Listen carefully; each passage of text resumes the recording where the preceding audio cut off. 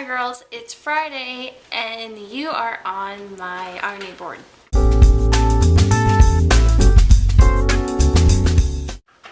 don't know why I felt like the need to share that with you, and I'm sorry, but Mona is chewing on a bone in the background, so if you hear any dog chewing bone sounds, don't worry, the dog is chewing a bone. So this week we're doing book reviews, and I was super impressed with everybody's video this week. Rachel, Julie, Tara, and Marissa, you guys are all beasts when it comes to reading. I am not. I don't know what happened. I used to read like every single day when I was in elementary school. And then something happened and I don't read as much. I can't sit down to do it. If I read, it's usually I'm forcing myself to, or it's something like, you know, the Hunger Games or Harry Potter, where I can't not read. So I'm not sure why that is. It sucks. I'm going to try and take care of that sometime. Marissa, I really liked your idea about reading the list of books to read before you die. Maybe I'll do that. So we'll see. I actually have only read one full book this year, which is silly because it's May, and that's a little ridiculous. But it's true. So the only book I've read this year is Ash by Melinda Lo, and that's because I really could not put it down. I guess the reason why I couldn't put it down, it wasn't because it was such a great plot.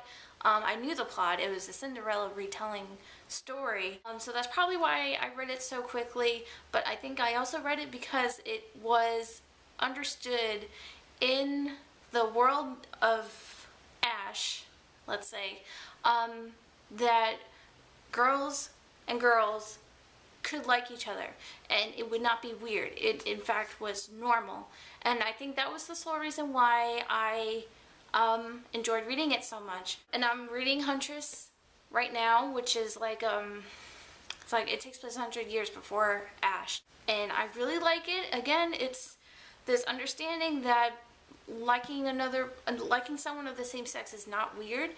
And I think that's really important, especially in a YA genre and then in a fantasy genre, because you never see the two connect like that. So that's why I love Ash and Huntress. I'm really excited to read Adaptation, and then her new one is coming out sometime this year too. So yes, it's going to be a Melinda Lo year, I have a feeling. That being said, I have two categories of books right now. I have books that I've started to read and have not yet finished, and then books that I haven't even started but would like to finish. In the first category, we have Huntress, obviously by Melinda Lo. Neil Gaiman, American Gods, still haven't finished it, would like to finish it. Have not finished it for any other reason other than I'm just lazy. It's a great story, it's a great plot. I love Shadow as a protagonist. It's just me. It's not you, it's me. Another thing I'm ashamed to admit I've started and not finished, Divergent. I don't know what's wrong with me. I've read the first chapter, kind of scared that it's going to be super romantic and super, you know, love triangle-y, which dystopian novels tend to do. So I'm scared, but I still want to read it. I'm not going to let that stop me. I would like to finish Game of Thrones. The next category is books that I haven't even started reading, but would like to read sometime this year. First, there's The Historian by Elizabeth Kostova. I keep meaning to pick it up and just read it, but I haven't yet, and I hate myself for not. Two books that I picked up from Edward McKay recently. Julie and Rachel now know about Edward McKay. It's this used bookstore that sells like a lot of books for really cheap. I picked up Empress of the World by Sarah Ryan, and it's up for a Lambda award. Oh, it was a finalist for a Lambda. It looks really like cute, innocent. I think it's about boarding school girls. One has a crush on another one. That's really why I picked it up. I had no idea it had anything lesbian or gay to do with it. I just picked it up because I'm basically daring myself to read more YA since I'm going to be writing it, I guess. And then the other one I picked up is Belong to Me by Marisa de los Santos. And I've wanted to pick her up too because I know of her. Obviously she is a Portuguese author. I'm a Portuguese author. We both kind of have the same name. But I wanted to read her stuff because I had heard that she is a Portuguese author that does not necessarily write about Portuguese people. And that really intrigued me, because I don't want to be, if I use my last name as my pen name, I don't want people to think, oh, that's an ethnic sounding name, she must only write about ethnic things, which is the furthest from the truth as possible. I write everything. You guys know that. So I want to see how she does it. I want to see how her books are marketed, and I want to see how her publisher handles it.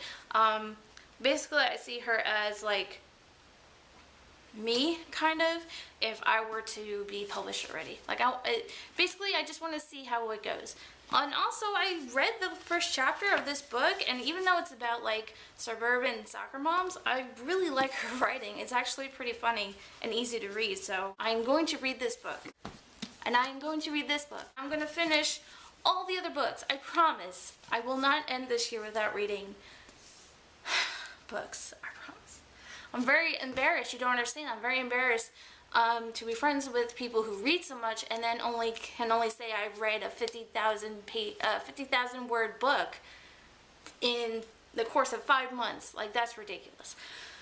So there's that. So that's what I'm reading. I'm reading all the books. That's what I'm reading. I think first I'm going to focus on finishing Huntress. After that, maybe you guys can tell me what I should read next. I'll put the books that I talked about in the description and you guys decide for me. I have a feeling you'll probably say Divergent or Adaptation if I know Julie. We'll see. What I'm writing. I'm writing 2 things at the moment. I am rewriting The Vaulted Sky with Amanda. We've been doing the on-off. You guys know about that.